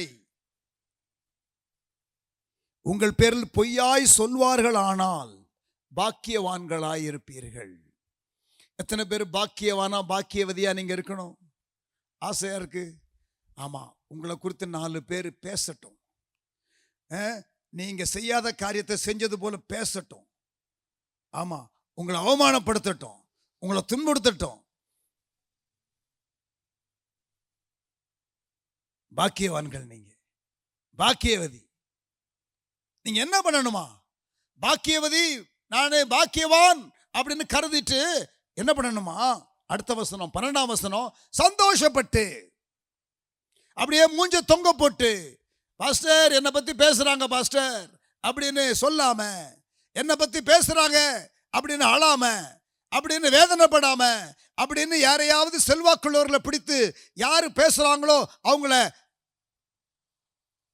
ஒரு கை பார்க்கிறதுக்கு அப்படி அல்ல, சந்தோஷப்பட்டு களி கூறுங்கள், செலிப்ரேட், சந்தோஷப்படுங்க. உலகத்தில் அப்படித்தான் இருக்கும். நம்ம நித்தியத்தில் போகும் பொழுதுதான் எல்லாத்துக்கும் காரியத்திற்கெல்லாம் ஆண்டவர் சரிப்படுத்துவார். ஆமென் சொல்லுங்களேன். சந்தோஷப்பட்டு களி கூறுங்கள். இது உபத்திரவ காலம், சந்தோஷமா இருங்க. வேதனைப்படுத்தப்பட்டா, துன்புறுத்தப்பட்டா, நீதி நிமித்தம், ஆண்டவர் நாமத்து நிமித்தம். நீங்களா தப்பு பண்ணிட்டு அதுல ஏதாவது வேதனை இருந்துச்சுன்னா மனம் திரும்பினா சரியா போயிடும். புரியுதா? நான் ஆண்டவருக்காக கஷ்டப்படுறேன்னு சொல்லக்கூடாது. நீங்க ஏதாவது தப்பு பண்ணி அதனால நீங்க வேதனைப்பட்டுக்கிட்டு இருந்தீங்கன்னா அதுக்கு நீங்க மனம் திரும்பினா போதும், உங்க காரியத்தை சரிப்படுத்தினா போதும். அது ஆண்டவருக்காக நீங்க பாட அனுபவிக்கிறது கிடையாது. நீதி நிமித்தம், ஆண்டவர் நாமத்து நிமித்தம் துன்பப்படுத்தப்பட்டா களி கூறுங்க, பரலோகத்தில் உங்கள் பலன் மிகுதியா இருக்கும். நேற்று சொன்னேன் இல்லையா, வேற எங்கேயுமே பலனை குறித்து நிறைய இடத்துல பைபிள்ல சொன்னாலும் புதிய ஏற்பாடுல ஏராளமான இடத்துல பலன், அவனவன் கிரியைகளுக்கு தக்க பலன் என்னோடு கூட வருகிறது. அநியாயம் சேட்டு கடைசி அதிகாரம் வெளிப்படுத்தின விசேஷம் கடைசி பக்கம் பைபிள்ல இருக்கு. பலன் வருது. ஜெபம் பண்ணும் பொழுது நீ எல்லாரும் பார்க்கிற மாதிரி ஜெபம் பண்ணாத, நீ அந்தரங்கத்துல இருந்து ஜெபம் பண்ணு. அதை பார்க்கிற தேவன் வெளியரங்கமாக உனக்கு பலன் அளிப்பார். பலன் அளிப்பார். ரிவார்ட் ரிவார்ட் ரிவார்ட் பைபிள்ல ஏராளம் இருக்கிறது. ஆனா இந்த இடத்துல ஒரு இடத்துல தான் பலன் மிகுதியா இருக்கும். பலன் மிகுதியா இருக்கணும்னா 4 பேர் உங்களை சீண்டணும், 4 பேர் உங்களை நோண்டணும், 4 பேர் உங்களை டார்ச்சர் பண்ணணும். அல்லேலூயா சொல்லுங்க. அந்த காலத்துல வாழ்றோம். அப்ப பலன் மிகுதியா பெறுகிற காலத்துல வாழ்றோம். சீசன்ல நிறைய பேர் நமக்கு எதிராக எழும்புவாங்க. எழும்பட்டும், களி கூறுங்க, மகிழ்ந்து களி கூறுங்க. ஜெயிலுக்குள்ள பவுலை போட்டாங்க, சீலாவை போட்டாங்க. பவுலையும் சீலாவையும் எங்க போட்டாங்க? ஜெயிலுக்குள்ள போட்டாங்க. எதுக்கு போட்டாங்க? பிரசங்கம் பண்றதுக்காக போட்டாங்க. அடி பின்னி எடுத்துட்டாங்க, அடிச்சு நொறுக்கி உள்ளத்துக்கு போட்டாச்சு. ஜெயில காலை கட்டிட்டாங்க, கையை கட்டிட்டாங்க. தொழுமரத்துல காலை கட்டியாச்சு, கையை கட்டியாச்சு. ஜெயில் எப்படி இருக்கும்? அஸ்திபாரம் ஸ்ட்ராங்கா இருக்கும், டோர் ஸ்ட்ராங்கா இருக்கும், செயின் ஸ்ட்ராங்கா இருக்கும். எல்லாத்தையும் கட்டியாச்சு, போட்டாச்சு. ஒரு கற்பனை, ஜெயிலுக்குள்ள இருந்து பவுலு சீலா உள்ள உட்கார்ந்துருக்கிறாங்க. ஏற்கனவே அப்போஸ்தலர் 16ஆம் அதிகாரத்தில் நீங்க படிச்சு பார்த்தீங்கன்னா, ஆண்டவரே தடை செய்றீங்களே, தடை செய்றீங்களே, தடை செய்றீங்களே, நான் ஆசியாவில் ஊழியம் செய்யக்கூடாது தடை செய்றீங்களே, என்ன பண்ணணும்? மகதோனியாவுக்கு போ. ஆண்டவர் தரிசனம் கொடுக்கிறார். மகதோனியாவுக்கு கூட்டு போறாரு சீலா கிட்ட. கூட இருக்கிற சைலஸ், என்னண்ணே திடீர்னு ரூட்டை மாத்துறீங்க? எப்பா ஜெபம் பண்ண நைட்டு ஆண்டவர் சொல்லிட்டாரு மகதோனியா போ சொல்லிட்டாருப்பா. அப்படியாண்ணே? சூப்பர்ண்ணே. புது ஊராண்ணே? புது ஊர்ண்ணே. புது கண்டம்டா, புது ஊர்ல புது தேசம், புது கண்டம். அப்படியா? இன்னொரு நாட்டுக்கு போறோமா ஊழியத்துக்கு? சூப்பர்ண்ணே. நீங்க கரெக்டா கைடன்ஸ் எல்லாம் கரெக்டா கண்டுபிடிப்பீங்கண்ணே. அந்தியோகியா சபையில் இருக்கும் பொழுதே ஆண்டவர் பேசிதான் நீங்க மிஷினரி ஊழியத்துக்கே வந்தீங்கண்ணே. இப்ப கரெக்டா பாருங்க, நீங்க பேசுறீங்க. கூட என்னையும் கூட்டு போவீங்களாண்ணே? உன்னையும் கூட்டு போக வேண்டாம் தம்பி, இன்னொரு நாடாண்ணே. சூப்பர்ண்ணே. ஊழியத்துக்கு என்ன கூட்டு போவீங்களாண்ணே? கண்டிப்பா கூட்டு போவேன், வாப்பா தம்பி. கூட்டு போயிட்டாரு. அங்க போன உடனே லீதியாள் உள்ளம் திறக்கப்படுது. என்ன சூப்பர்ண்ணே, கரெக்டா நீங்க மகதோனியா போகணும்னு சொன்னீங்க, ஆண்டவர் நடத்தினார்னு சொன்னீங்க, இதோ இங்க வந்துட்டோண்ணே, பாத்தீங்களாண்ணே? வந்த முதல் நாள்லயே ஒரு நல்ல ஆத்மாவை ஆண்டவர் கொடுத்தாரு. அந்த அம்மா வீடை வேற திறந்து கொடுக்குது பாருங்க. ஊழியத்துக்கு வீடை திறந்து கொடுக்குற ஒரு அம்மா. சூப்பர்ண்ணே, நீங்க கரெக்டா தரிசனத்தெல்லாம் பாக்குறீங்கண்ணே அப்படின்னு சொல்லியிருக்கலாம். யாரு? கூட இருக்கிற சீலா. அதுக்கப்புறம் பார்த்தீங்கன்னா பிரச்சனை வருது. அங்க மாய வித்தைக்காரன் அந்த காரியம் எல்லாம் வருது. அங்க ஒரு பிசாசின் போராட்டம் வருது. அது நிமித்தம் குழப்பம் வருது. அடிக்கிறாங்க, ஜெயிலில் போடுறாங்க. உள்ள போய் உட்கார்ந்தாச்சு. ஜெயிலில் 2 பேர் இருக்கிறாங்க. நடுராத்திரியிலன்னு பைபிள்ல போட்டிருக்கு. அப்போஸ்தலர் 16ல் நடுராத்திரியில திடீர்னு பவுல் சொல்றாரு, யாரை பார்த்து? சீலாவை பார்த்து, தம்பி ஒரு பாட்டு பாடுறா தம்பி. என்னன்னு? ஒரு பாட்டு பாடுறா தம்பி. அண்ணே உண்மையா பாட்டு பாடணுமாண்ணே? பாடுறேண்ணே, பிரச்சனை இல்லைண்ணே, நீங்க சொல்லிட்டா நான் செஞ்சிருவேண்ணே. நீங்க தானே கூட என்னை கூட்டு வந்தீங்க ஊழியத்துக்கு, அதனால நீங்க சொல்லிட்டீங்கன்னா நான் கண்டிப்பா பாடிடுவேண்ணே. ஆனா நான் பாடுறதுக்கு முன்னாடி ஒரு சின்ன காரியம் ஒன்று சொல்லிடுறேன் உங்ககிட்ட. என்னப்பா சொல்லு. அண்ணே, பேசுனதுக்கே இத்தனை அடி அடிச்சிருக்கானுங்கண்ணே, இப்ப பாடணுமான்னு நீங்க கொஞ்சம் யோசிச்சு சொல்லுங்கண்ணே. என்னது, பேசுனதுக்கே இந்த சாத்து சாத்திருக்கானுங்கண்ணே, இப்ப என்ன சொல்றீங்க, பாட சொல்றீங்க. டேய் பாடுறா, ஆண்டவரை பாடலாம். என்ன பாட்டுன பாடணும்? ஏதாவது சந்தோஷமான பாட்டு பாடுறா. உபத்திரவத்தில் என்ன பண்ணணும்? மகிழ்ந்து களி கூறணும்ல. ஒரு சந்தோஷமான ஒரு பாட்டு பாடு. குதூகல கொண்டாட்டமே என் இயேசுவின் சன்னிதானத்தில். இது எப்படின்னு இருக்கு? சூப்பர் பாட்டுறா, அதையே பாடுறா அப்படின்னு யார் சொல்றது? பவுல் சொல்றாரு. பாடுறாங்க. குதூகல கொண்டாட்டமே என் இயேசுவின் சன்னிதானத்தில். அண்ணே, இந்த இயேசுவின் சன்னிதானத்தில்னு இருக்கு, குதூகல கொண்டாட்டம் நம்ம இங்க பாடுறோம், நல்லதுண்ணே. ஆனா இது இயேசுவின் சன்னிதானமாண்ணே, ஜெயில்ண்ணே. டேய், நீ வாசிக்கலையா ஏசாயாவில்? தண்ணீரை கடக்கும் பொழுது கூட இருப்பேன், ஆறுகளை கடக்கும் பொழுது கூட இருப்பேன்னு சொன்னாரு. எல்லா நேரத்திலையும் கூட இருக்காரா? பாடுறா. குதூகல கொண்டாட்டமே என் இயேசுவின் சன்னிதானத்தில் ஆனந்தமா. இங்க பாருங்க, சபையில கைத்தட்டி பாடிடுவீங்க, இந்த மாதிரி கன்வென்ஷன்ல கைத்தட்டி பாடிடுவீங்க. உங்களை கைய கால கட்டி போட்டு ஜெயில போடும் பொழுது பாடுவீங்களா சகோதரியே?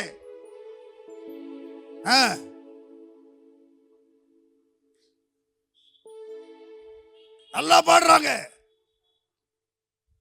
கொஞ்ச நேரத்தில் தம்பி பாட்டு சூப்பரா இருக்குடா, இந்த பாட்டுக்கெல்லாம் குதூகல கொண்டாட்டமே என் இயேசுவின் சன்னிதானத்தில். அப்படியே கொஞ்சம் மியூசிக் எல்லாம் போட்டா, அப்படி கொஞ்சம் கீபோர்டு எல்லாம் போட்டா, கொஞ்சம் ட்ரம் எல்லாம் கொஞ்சம் அடிச்சா, நீங்க அடிக்காதீங்க, என்ன மாதிரி இருக்கும்ல அப்படின்னு. ஆனா எங்கடா ட்ரம், எங்கடா கீபோர்டு, நம்ம கையை கட்டி வச்சிருக்கிறான், எங்கடா இன்ஸ்ட்ருமெண்ட்? ஒண்ணுமே இல்லையாடா. ஆனாலும் பரவாயில்லடா பாடுறா. நான் என்ன பண்றேன்? என் கையில் இருக்கிற சங்கிலி இருக்கு தெரியுமா, நான் அதுல அப்படியே மியூசிக் போடுறேன்டா அப்படின்னு பாடி இருப்பாங்கன்னு நினைக்கிறேன். அப்படியே பாடிட்டே இருக்கும் பொழுது இன்னும் கொஞ்சம் ஏய் நிறுத்துறா, பாரு இந்த பாட்டுக்கெல்லாம் என்ன பண்ணணும்னா, நம்ம எழுச்சி நின்று இப்படி உட்கார்ந்து கை காலெல்லாம் கட்டி வச்சிருக்கானுங்க, நல்லா அப்படி கொஞ்சம் விடுதலையா நம்ம ஸ்டெப்ஸ் போட்டு என்ன பண்ணிருக்கலாம், பாடி ஆடி இருக்கலாம். ஆனா காலை கட்டி வச்சுட்டானுங்களே அப்படின்னு சொல்றாங்கன்னு இமேஜின் பண்ணி பாருங்க. இது ஆண்டவர் பார்க்கிறாரு. வானம் என் சிங்காசனம், பூமி என் பாதப்படின்னு சொல்லுகிற ஆண்டவர் யோசிக்கிறாரு. நம்ம பிள்ளைங்க பாடுது, ஜெயில காலை கட்டி வச்சிருக்கும் போது, கையை கட்டி வச்சிருக்கும் போது பாடுது. இந்த நேரத்தில் இவனுங்க பாடட்டும், நான் ஸ்டெப்பு போடுறேன்னு அவர் எழுந்துச்சு ஒரு ஸ்டெப்பு போட்டாரு பாருங்க. அந்த இடத்துல பூமி அதிர்ச்சி வந்துருச்சு. அந்த முழு ஊர்ல வந்துச்சுன்னு இல்ல பைபிள்ல, அந்த இடத்துல மட்டும்தான் வந்துச்சு. என் ஆண்டவர் ஸ்டெப்பு போட்டிருப்பாரு நான் நினைக்கிறேன். அல்லேலூயா சொல்லுங்க. அஸ்திபாரம் ஆடிருச்சு, கதவு திறந்துருச்சு, சங்கிலி தெரிஞ்சிருச்சு. நீ உபத்திரவத்தில் கர்த்தரை துதிக்க பழகினால், உபத்திரவ நேரத்தில் ஆண்டவரை துதிக்க பழகினால், உன்னை பிடித்து வைத்திருக்கிற அந்த உனக்கு விரோதமாய் போடப்பட்ட அஸ்திபாரம், உன்னை கட்டி வைத்திருக்கிற சங்கிலி, உன்னை அடைத்து வைத்திருக்கிற கதவு எல்லாம் திறக்கும். அல்லேலூயா. உபத்திரவத்தை கண்டு பயப்படாதீங்க, த்ரில்லிங்கா போகும் ஊழியம்.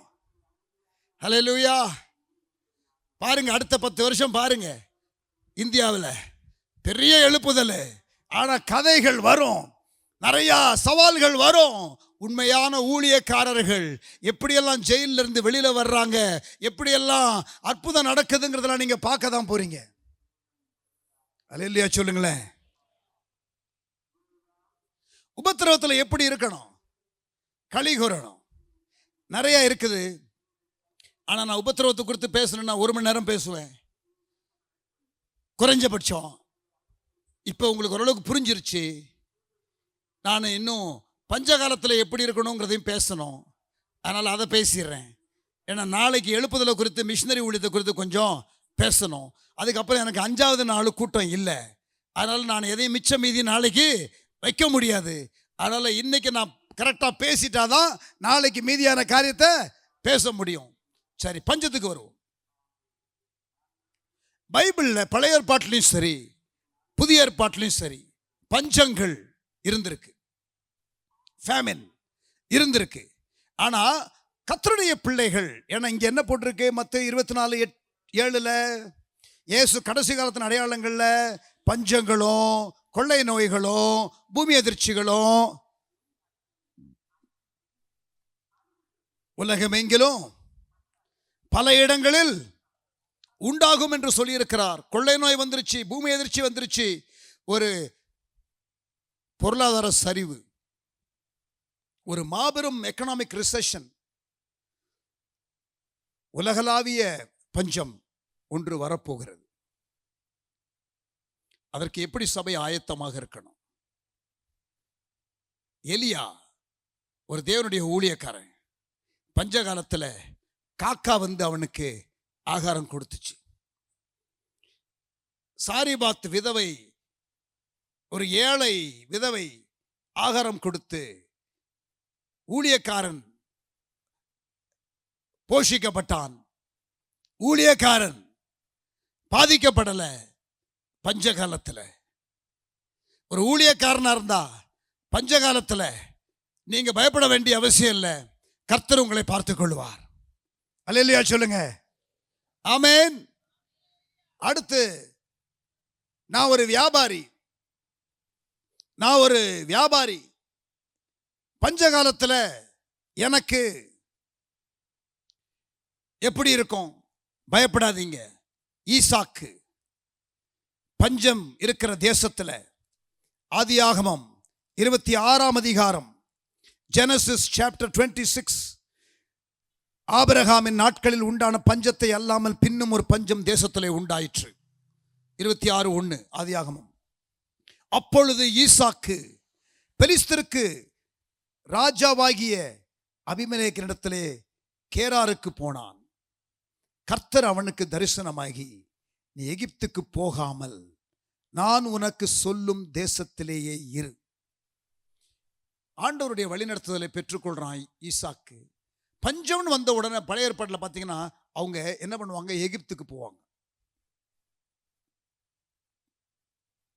யாக்கோபை ஆண்டவர் என்ன பண்ணாரு? பஞ்ச நேரத்தில் எகிப்துக்கு போக சொன்னாரு. இவன் போக வேண்டான்னு யோசிச்சான். ஆண்டவர் சொல்றாரு, இல்ல நீ போ, நான் உன்னை அங்க பெரிய ஜாதியாக்குவேன். அப்ப யாக்கோபை போக சொல்றாரு. ஆபிரகாம ஆண்டவர் ஒண்ணுமே சொல்லல, அவனே போயிட்டான். பஞ்சம் வந்தப்ப ஆதியாகமத்தில் நீங்க பார்த்தீங்கன்னா 12ஆம் அதிகாரம் 10ஆம் வசனத்துல பஞ்சம் வந்த உடனே அவன் எகிப்துக்கு போயிட்டான்.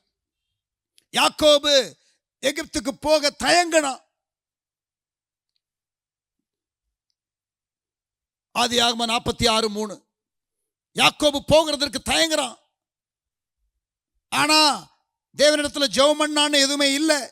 ஆபிரகாம் ஆதியாகமம் 12:10 போயிட்டான். ஈசாக்கு கர்த்தர் சொல்றாரு, போகாதேங்கிறாரு. என்ன பண்ணாத? எகிப்துக்கு போகாத. அதே போல 3ஆம் வசனம், இந்த தேசத்திலேயே வாசம் பண்ணு, நான் உன்னோட கூட இருந்து உன்னை ஆசீர்வதிப்பேன். ஊரை விட்டு போகாத. பஞ்சத்துல நான் உனக்கும் உன் சந்ததிக்கும் இந்த தேசங்கள் யாவையும் தந்து உன் தகப்பனாகிய ஆபிரகாமுக்கு நான் இட்ட ஆணையை நிறைவேற்றுவேன் என்று சொல்லி அவன் அங்கே இருக்கிறான். இப்ப 12ஆம் வசனம் பாருங்க. ஈசாக்கு அந்த தேசத்துல, எந்த தேசத்துல? கர்த்தர் இருக்க சொன்ன தேசத்துல விதை விதைத்தான். கர்த்தர் அவனை ஆசீர்வதித்ததினால் அவன் அந்த வருஷத்துல 100 மடங்கு பலனடைந்தான். பஞ்சம் தேசத்துல, ஆனா கீழ்ப்படுகிற ஈசாக்குக்கு பஞ்சம் இல்லை. தேசத்துல பஞ்சம், ஆனா கீழ்ப்படுகிற ஈசாக்குக்கு பஞ்சம் இல்லை. பயப்படாதீங்க. பிசினஸ்மேன், வியாபாரிகள், கர்த்தருக்கு கீழ்ப்படியணும். பஞ்சகாலம் விடுங்க, நீங்க கர்த்தருக்கு கீழ்ப்படிங்க. கர்த்தர் உங்களை ஆசீர்வதிப்பார். அடுத்த வசனம் பாருங்க. அவன் ஐஸ்வர்யவானாகி 13ஆம் வசனம், வர வர விருத்தி அடைந்தான், மகா பெரியவனானான். அவனுக்கு ஆட்டு மந்தையும் மாட்டு மந்தையும் அநேக பணிவிடைக்காரரும் இருந்தபடினாலே பெலிஸ்தர் அவன் பேரில் பொறாமை கொண்டு, மற்றவன் உங்களை பார்த்து பொறாமைப்படுற அளவுக்கு கர்த்தர் உங்களை ஆசீர்வதிச்சிருவார். பஞ்ச தேசமா இருந்தாலும் பரவாயில்ல, நீ கீழ்ப்படுகிற விசுவாசியா, நீ கீழ்ப்படுகிற பிசினஸ் மேனா, அல்லேலூயா. ஊழியக்காரனா இருந்தாலும் உனக்கு பிரச்சனை இல்லை, கர்த்தர் உனக்கு போஷாக்கு கொடுத்துருவாரு. நீ வியாபாரியா இருந்தாலும் பஞ்சத்தில் பிரச்சனை இல்லை, கர்த்தர் உன்னை பார்த்து கொள்வாரு. பாஸ்டர், நான் ஒரு ஏழை விசுவாசி பாஸ்டர், ஒரு சாரிபாத் விதவை போல பாஸ்டர், கடைசியாக சாப்பிட்டுட்டு சாகணும்னு இருக்கிற நிலைமையில் இருக்கிறேன் பாஸ்டர், எனக்கு பஞ்சம், நான் என்ன பண்ணுறது பாஸ்டர்? நீயும் நல்லா இருப்பமா. கர்த்தர் உனக்கு சொல்கிறத அந்த நேரத்தில் செஞ்சிரு. அந்த இடத்துல சாரிபாத் விதவைக்கு ஆண்டவர் சொன்னது அல்லது தீர்க்கதரிசி வந்து கேட்டது, அந்த கடைசி அடை, கடைசி மாவு என்ன, நானும் என் பிள்ளையாண்டாலும் சாப்பிட்டுட்டு சாகணும்னுங்குது. சிலருக்குலாம் சாகிறதுக்கு முன்னாடி கூட சாப்பிடணும். அந்த அம்மா என்ன சொல்லுது பார்த்தீங்களா? சாப்பிட்டு சாகணும்.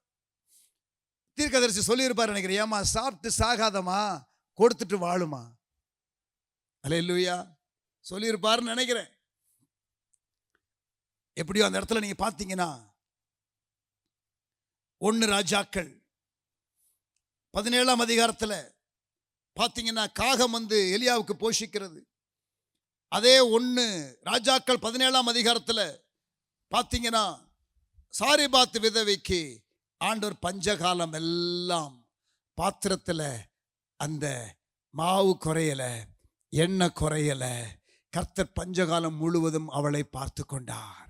ஒரு ஊழியக்காரனாக இருந்தாலும் சரிதான், ஒரு வியாபாரியா இருந்தாலும் சரிதான், ஒரு விசுவாசியா இருந்தாலும் சரிதான், கர்த்தருக்குள்ள எப்படி இருக்கணுங்கிறத தெரிஞ்சுக்கிட்டீங்கன்னா எல்லா காலத்திலையும் கர்த்தர் உங்களை பார்த்து கொள்வார்.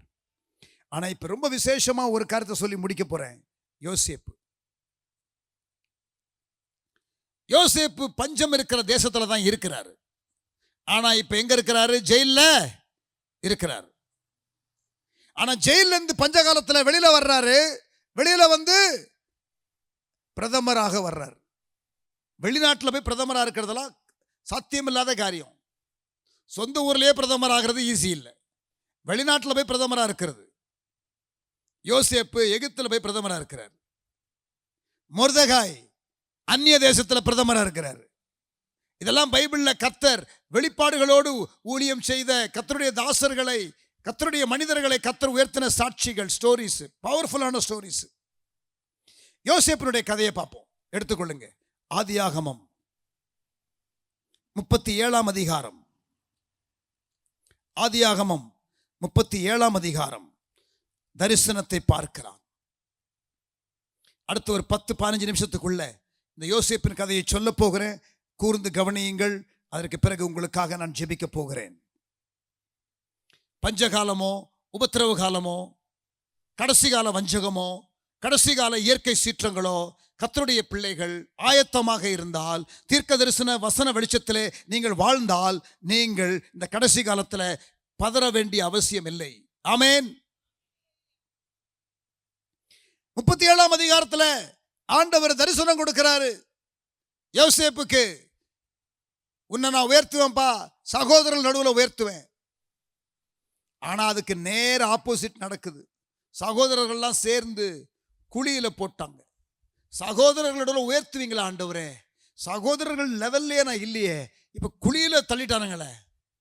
கர்த்தர் சில நேரம் உங்களுக்கு கொடுத்த வாக்கு தத்தத்திற்கு எதிர்மறையா, நேர் எதிர்மறையான காரியங்கள் நடக்கும். அது ஒரு சோதனையின் காலம்.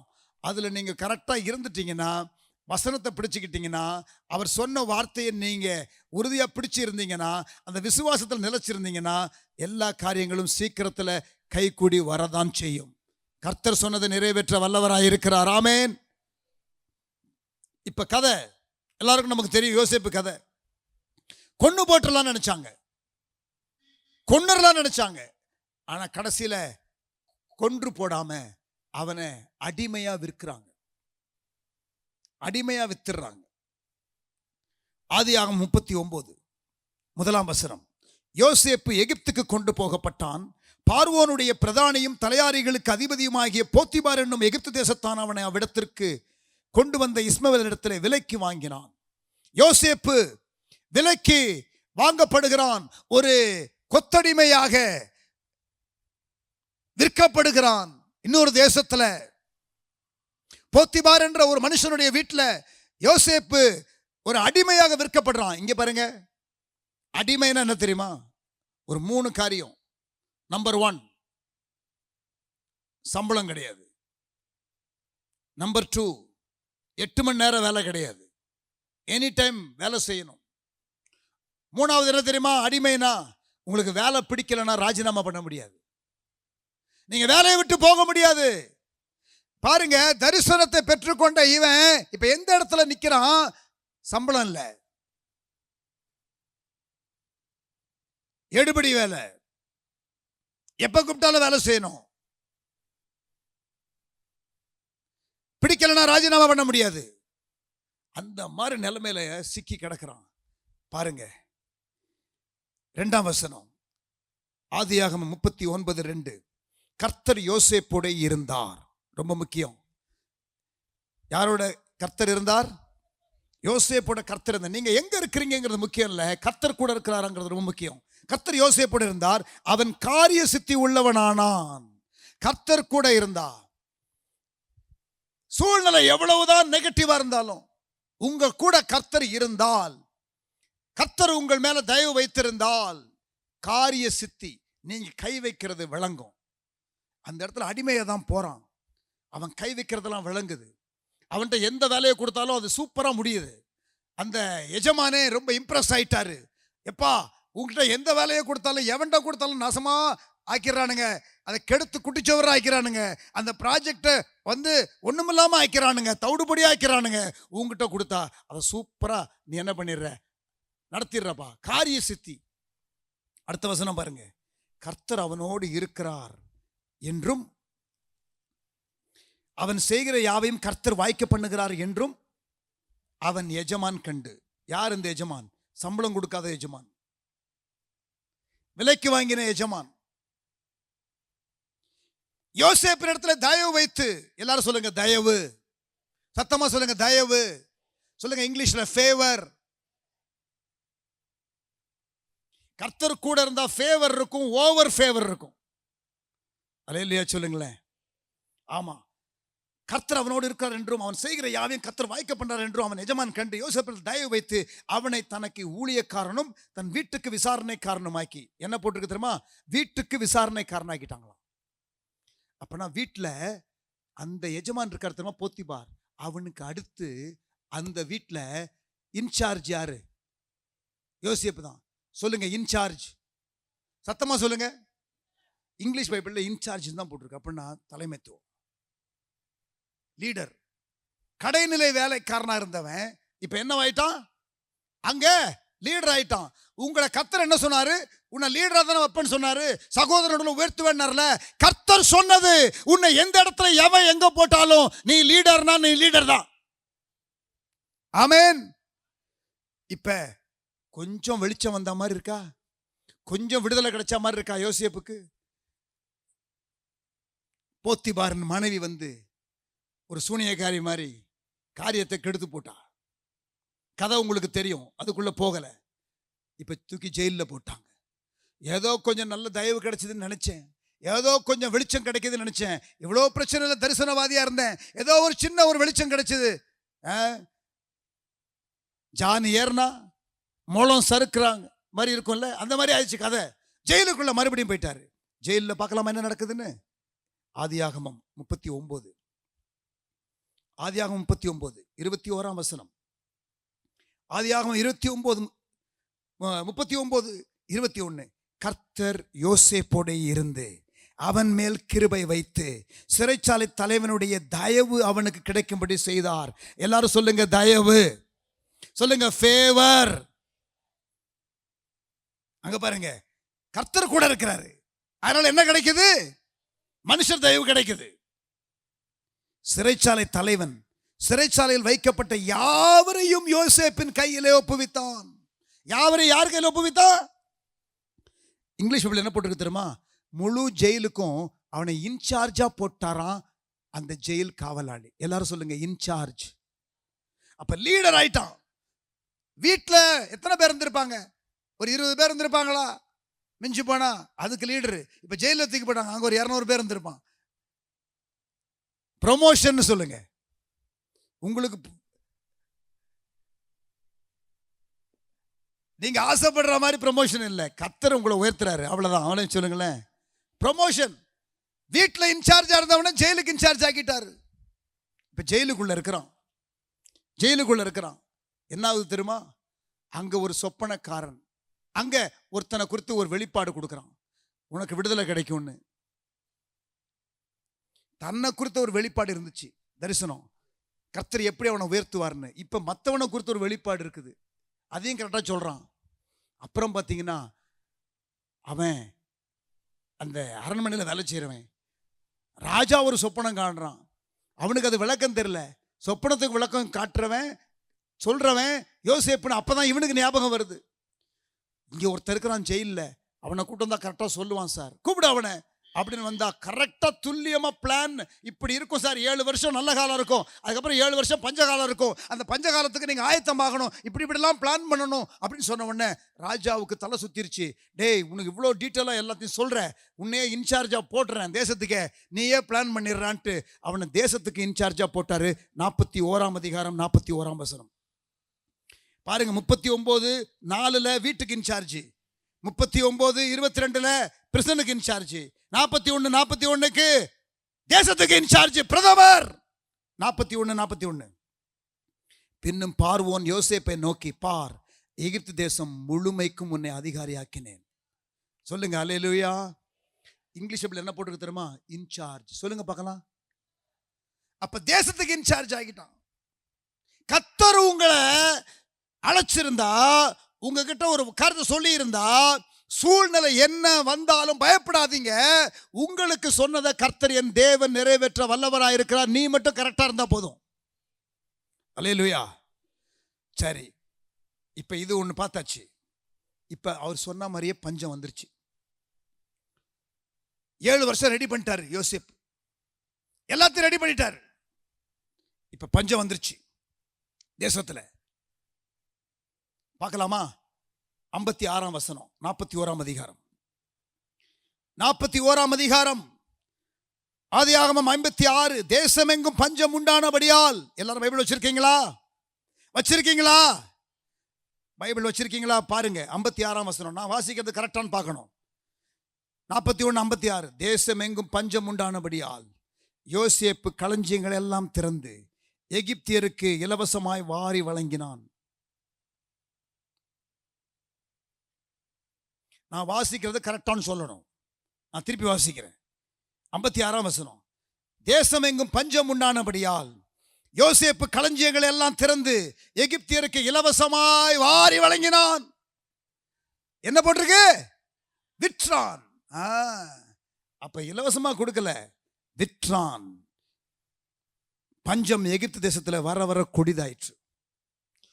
இங்க பாருங்க, முழு எகிப்துல எல்லா கடையிலையும் மளிகை ஜாமான் இல்லை. ஒரே ஒரு கடையில மட்டும்தான் மளிகை ஜாமான் இருக்குது. முழு தேசத்துல ஸ்டாக் வச்சிருக்கிறாங்க. எந்த கடை? ஜோசப் அண்ணாச்சி கடை. என்ன கடை? ஜோசப் அண்ணாச்சி கடையில் மட்டும்தான் என்ன இருக்கு? ஜாமான் இருக்கு. அப்ப ஜோசப் என்ன சொல்றாரோ அந்த ரேட்டு தான். அப்ப முழு தேசத்துல உள்ள எல்லாரும் காசை கொண்டு வந்து எங்க கொட்டுறான்? சொல்லுங்க. ஜோசப் அண்ணாச்சி கடையில கொட்டுறான். அப்ப முழு தேசமும் இவங்க கிட்ட தான் பொருள் வாங்குறாங்கன்னா, தேசத்தின் பொருளாதாரம் யார் கையில்? யோசேப்பு கையில். இங்க பாருங்க, ஆதியாகமம் 39:1 அடிமை, ஆதியாகமம் 41:56 தேசத்தின் பொருளாதாரம் அவன் கையில். அல்லேலூயா சொல்லுங்க. அடுத்த வசனம் பாருங்க, இன்னும் சூப்பரா இருக்கும். 57. இப்போ நான் பைபிள் வாசிக்கும் போது உங்களுக்கு சொல்லும் பொழுது இருதயம் கொழுந்து விட்டு எரியுதா? அப்படி ஆவியில் பரவசம் வருதா? பைபிள் புரியுதா? இங்கே பாருங்க, இருதயம் இங்கே கொழுந்து விட்டு எரிஞ்சதுன்னா நல்லது. கொஞ்சம் ஃபியூ இன்ச்சு கீழே எரியக்கூடாது. நாங்கள் பேசும்பொழுது சிலருக்கு இங்கே எரிஞ்சிடும் கீழே. ஆமாம், வயிறு எரியக்கூடாது. ஆனால் நெஞ்சு நல்லா இருதயம் கொழுந்து விட்டு எரியணும். ஆமேன்னு சொல்லுங்களேன். சரி, இப்போ எங்கே எரியுது? எது எங்கம்மா? வயிறா நெஞ்சா? நெஞ்சு கொழுந்து விட்டு எரியுது. சரி, சூப்பர். 57ஆம் வசனம். சகல தேசங்களிலும் பஞ்சம் கொடிதாயிருந்தபடியால் இது எகிப்தில் மட்டும் வந்த ஒரு பஞ்சம் அல்ல, இது உலகளாவிய பஞ்சம். அன்றைக்கு இருந்த நோன் வேர்ல்ட்ல இருந்த பஞ்சம். It was a global famine. உலகளாவிய பஞ்சம். சொல்றது புரியுதா? இங்க பாருங்க, சகல தேசங்களிலும் பஞ்சம் கொடிதா இருந்தபடியால் சகல தேசத்தாரும் யோசேப்பினிடத்தில் தானியம் கொள்ளும்படி எகிப்துக்கு வந்தார்கள். அப்ப முழு உலகமும் இந்த ஜோசப் கடைக்கு தான் வருது பொருள் வாங்க. அப்படின்னா என்ன அர்த்தம் தெரியுமா? சர்வதேச பொருளாதாரம் எங்க இருக்கு? யார் கையில?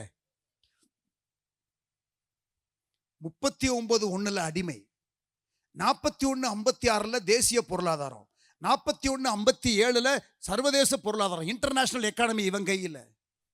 ஒரு மனுஷனை கர்த்தர் அழைத்தால், அவன் வெளிப்பாடோடு வாழ்ந்தால், அவரோடு உள்ள உறவிலே சரியாக இருந்து வாழ்ந்தால், தரிசனத்திலே உண்மையாய் இருந்தால், என்ன உபத்திரவம் வந்தாலும் எவ்வளவு சவால்கள் வந்தாலும் கடைசியா நிமிர்ந்து நிற்பான். அல்லேலூயா சொல்லுங்களேன். இப்ப கவனிங்க, இதோட முடிச்சிடுறேன். 45ஆம் அதிகாரத்துக்கு வாங்க. சாரி, 47ஆம் அதிகாரத்துக்கு வாங்க. எத்தனை வருஷம் பஞ்சம்? எத்தனை வருஷம்? 7 வருஷம் பஞ்சம். பார்க்கலாமா? இங்க பாருங்க, 13ஆம் வசனம், 47ஆம் அதிகாரம்.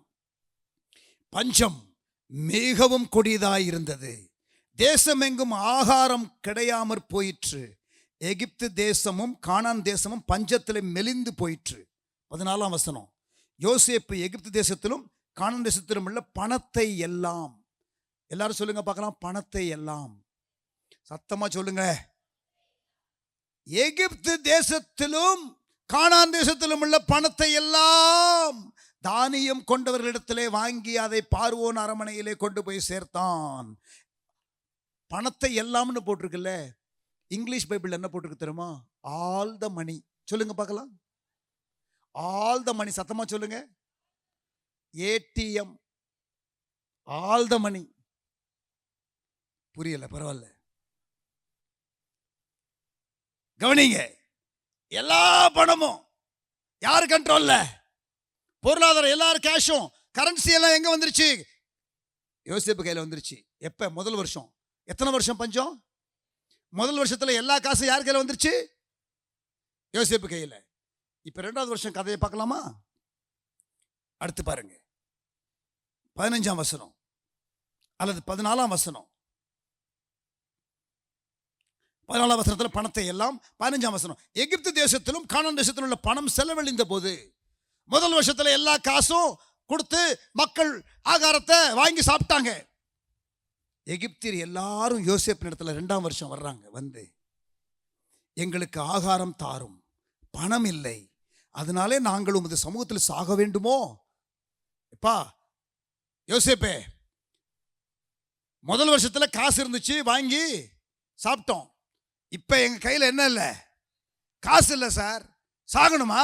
உன் கண்ணு முன்னால உன்கிட்ட தானியம் இருக்குது, தேசத்துல உள்ளவங்க தான் நாங்க, என்ன பண்ணு, கொஞ்சம் ஃப்ரீயா கொடுப்பா அப்படின்னு கேட்குறாங்க. ஜோசப் பண்ணாச்சு என்ன பண்ண மாட்டாரு? இலவசமா கொடுக்க மாட்டாரு. என்ன பண்றாரு பார்க்கலாமா? அதற்கு யோசேப்பு என்ன சொல்றாரு? 16ஆம் வசனம். உங்களிடத்துல பணம் இல்லாமற் போனால் உங்கள் ஆடு மாடுகளை கொடுங்கள், அவைகளுக்கு பதிலாக உங்களுக்கு தானியம் கொடுக்கிறேன் என்றான். அவர்கள் தங்கள் ஆடு மாடு முதலானவைகளை யோசேப்பிடத்தில் கொண்டு வந்தார்கள். யோசேப்பு குதிரைகளையும் மாடுகளையும் கழுதைகளையும் வாங்கி கொண்டு அந்த வருஷம் அவர்களுடைய ஆடு மாடு முதலான எல்லாவற்றிற்கும் பதிலாக அவர்களுக்கு ஆகாரம் கொடுத்து அவர்களை ஆதரித்தான். அப்ப எல்லா ஆடு மாடு, எல்லா குதிரை எல்லாம் எங்க வந்துருச்சு? இப்ப யோசேப்பு கிட்ட முதல் வருஷம் என்ன வந்துச்சு? பணம் வந்துருச்சு. 2வது வருஷம் என்ன வந்துருச்சு? ஆடு மாடெல்லாம் வந்துருச்சு. இப்ப இன்னும் எத்தனை வருஷம் இருக்கு பஞ்சம்? 5 வருஷம் இருக்கு. 3வது வருஷத்துல அவனுங்கெல்லாம் வந்துட்டானுங்க. இப்ப ஆடு மாடும் போச்சு, கையில காசும் போச்சு. இப்ப அவங்களுக்கு ஒண்ணு தெரிஞ்சிருச்சு, இந்த யோசேப்பு என்ன பண்ண மாட்டாரு, சும்மா மட்டும் கொடுக்க மாட்டாரு. விவரமான ஆளு. இவர்கிட்ட போயிட்டு நம்ம ஃப்ரீயா கேட்டு பிரயோஜனம் இல்லை. அடுத்த ஆண்டு என்ன கேட்குறாங்க பார்க்கலாமா? 18ஆம் வசனம். அந்த வருஷம் முடிந்த பின் மறு வருஷத்துல அவர்கள் அவனிடத்துல பணமும் செலவழிந்து போயிற்று, எங்கள் ஆடு மாடு முதலானவைகளும் எங்கள் ஆண்டவனை சேர்ந்தது. யாரை சேர்ந்தது? ஏய், என்னடா சொல்றீங்க? ஆண்டவனை சேர்ந்ததா?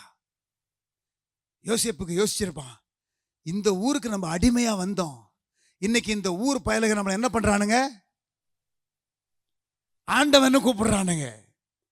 ஒருத்தனை கர்த்தர் உயர்த்தினார்னா மதிப்பு தானா வரும். என்ன மதிக்கணும் மிதிக்கணும்னு கேட்காத, நீ வெளிப்பாடோட வாழு, உன்னை மதிக்கிறவன் வருவான். ஆமென் சொல்லுங்க. ஆமா, என்ன சொல்றானுங்க அவனுங்க?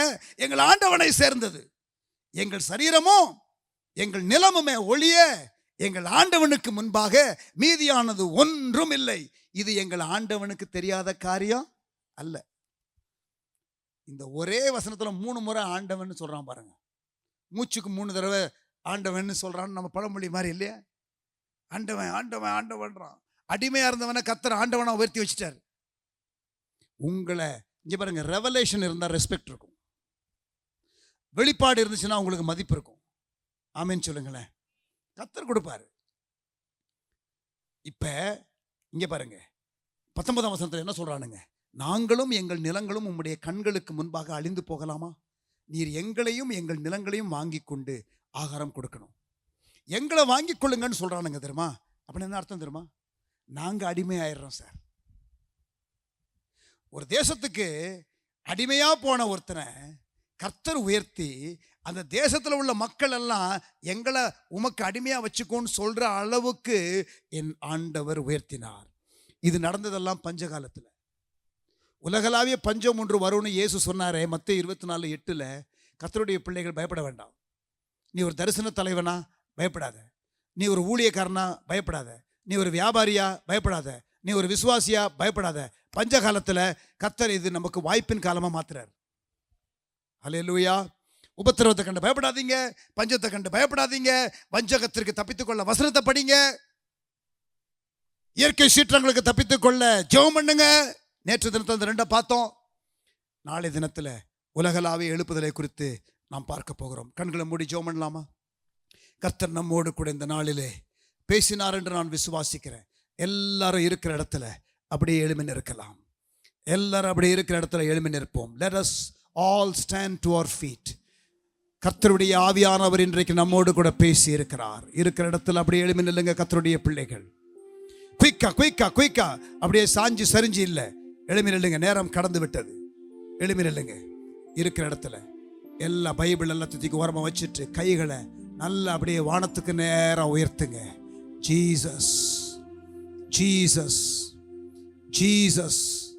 இன்றைக்கு ஆண்டவர் உங்களோடு கூட பேசிக் கொண்டிருக்கிறார். இந்த கடைசி காலத்தில் வாழுகிற கர்த்தருடைய பிள்ளையே, இந்த கடைசி காலத்தில் வாழுகிற கர்த்தருடைய ஊழியனே, இந்த கடைசி காலத்தில் வாழுகிற கர்த்தருடைய சபையில உள்ள குடும்பத்தாரை, நீங்க எப்படி வாழணும் என்பதை கர்த்தர் உங்களுக்கு கற்றுக் கொடுத்து கொண்டிருக்கிறார். இந்த கடைசி கால காரியத்தை குறித்து தீர்க்க தரிசன வசனத்திலிருந்து கர்த்தர் பேசிக் கொண்டிருக்கிறார். 2 கரங்களை அப்படியே உயர்த்துங்க பார்க்கலாம். எல்லாரும் தலைகளை உயர்த்துங்க. 2 கரங்களை அப்படி உயர்த்துங்க. நல்ல ஆண்டவரே ஸ்தோத்திரம்னு நீங்களே ஒரு 2-3 வார்த்தைகள்ல சொல்லுங்க பார்க்கலாம். 2-3 வாக்கியங்கள்ல சொல்லுங்க பார்க்கலாம். ஆண்டவரே உமக்கு ஸ்தோத்திரம். யோசேப்பை பஞ்சகாலத்திலே செழிக்க செய்தீர். ஆண்டவரே ஈசாக்கை ஆண்டவரே நீர் பஞ்சகாலத்திலே செழிக்க செய்தீர். சாரிபாத் விதவை பஞ்சகாலத்திலே பற்றாக்குறை இல்லாமல் வாழ உதவி செய்தீர். ஊழியக்காரனாகிய எலியாவுக்கு பஞ்சகாலத்திலே போஷாக்கை கொடுத்தீர். நல்ல கரங்களை உயர்த்தி ஆண்டவரை ஸ்தோத்திரம் பண்ணுங்க. இது வரக்கூடிய பஞ்ச காலத்துல உலகமானது தடுமாறும், உலகமானது தடுமாறும், உலகமானது தடுமாறும். ஆனால் கர்த்தருடைய பிள்ளை, கர்த்தருடைய ஊழியம், கர்த்தருடைய ஊழியக்காரன், சபையார், கிறிஸ்தவ வியாபாரிகள், நீங்கள் கலங்க வேண்டிய அவசியம் இல்லை. நல்ல கைகளை உயர்த்தி கர்த்தரை ஸ்தோத்திரம் பண்ணுங்க பார்க்கலாம். இயேசுவின் நாமத்தினால சோர்ந்து போய் வந்திருக்கிற சகோதரனே, உன் சூழ்நிலை எல்லாம் காரிருளை போன்று இருக்கிறது. உன்னுடைய சூழ்நிலை உன்னை கலங்கடித்துக் கொண்டிருக்கிறது. யோசேப்பினுடைய கதையை நீ கேட்ட, ஆண்டவர் உன்னோடு கூட பேசிக் கொண்டிருக்கிறார். நீ தைரியப்படு, உன் கண்களை ஆண்டவர் பேர்ல வை, ஆண்டவருடைய வாக்குத்தத்தத்தை உறுதியாக பிடித்துக்கொள். நல்ல கரங்களை உயர்த்தி கர்த்தரை ஸ்தோத்திரம் பண்ணுங்க பார்க்கலாம். ஆண்டவரே உமக்கு ஸ்தோத்திரம். வந்திருக்கிற ஒவ்வொரு கர்த்தருடைய பிள்ளையையும் கர்த்தர் உற்சாகப்படுத்தி ஆண்டவரை உயிர்ப்பித்து நீர் அனுப்புகிறதற்காக ஸ்தோத்திரம். ஆண்டவரே நல்ல கரங்களை தட்டி கர்த்தரை மையப்படுத்துங்க பார்க்கலாம். ஹல்லேலூயா. தகப்பனே உமக்கு ஸ்தோத்திரம். எங்களோடு கூட நீர் பேசின வார்த்தைகளுக்காக ஸ்தோத்திரம். தொடர்ந்து ஆண்டவரே இந்த வருகிற நாளிலும் நாளைய தினத்திலும் இறுதியான கூட்டத்திலும் கர்த்தர் எங்களோடு கூட பேசுவீராக. Speak to us O God. எழுப்புதலை குறித்து தெளிவாக பேசும். அதில் என்னுடைய பங்கு என்ன என்பதை குறித்து எனக்கு உணர்த்தும்.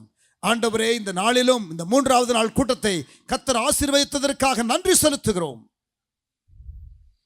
தீர்க்க தரிசன வசனம், இயேசுவே நீர் சொன்ன தீர்க்க தரிசன வசனம், அதிலிருந்து நாங்கள் கடந்த 3 நாட்களாக படித்து வருகிறோம். இன்னமும் எங்களுக்கு நாளைய தினத்தில் பேசும். உமக்கே மகிமை, உமக்கே ஸ்தோத்திரம். இயேசுவின் நாமத்தில் ஜெபிக்கிறோம் எங்கள் நல்ல பிதாவே. ஹல்லேலூயா.